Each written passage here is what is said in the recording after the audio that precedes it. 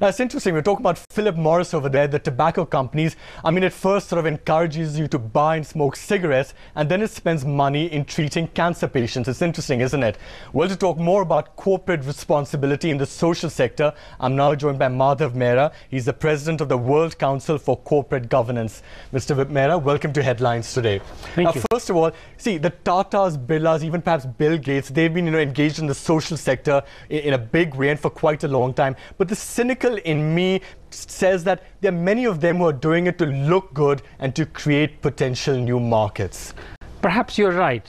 That was true some time ago. Today, they think that there is money in it, The whole scene, the landscape on CSR has changed. CSR is actually the way of doing business, because companies, and if you name it in India, like ITC, HLL, they have shown that poor are a huge market and actually a source of great innovation and great money. And perhaps...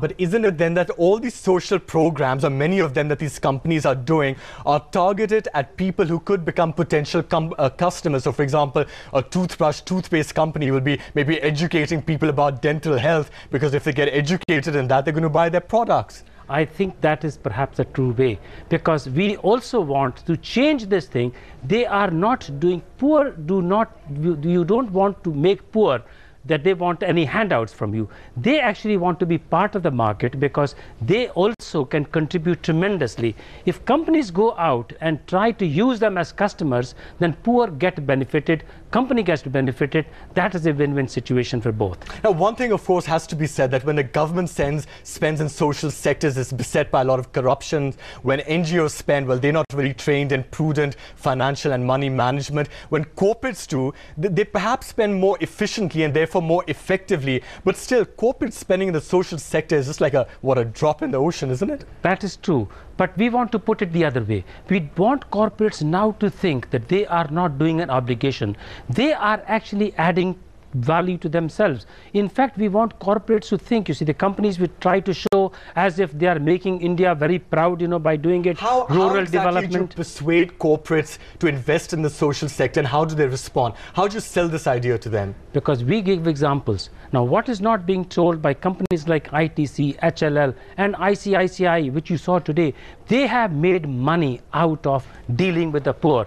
If you look at the issue of ITC, they brought two aspects. One is called each of all, by which they integrated the farmer into the market economy. As a result of that, they saved 270 rupees per ton of soybean procured by them. If other companies also know that there is money to be made by extending the markets to the poor, and where both parties will benefit, more companies will do that. How do they respond when you sell them this idea? I think gradually companies are taking it. Companies are now taking and changing the way, as if, the CSR is not one of the fringe activity, but the mainstream activity of the company. Is corporate investment in the social sector tax-free?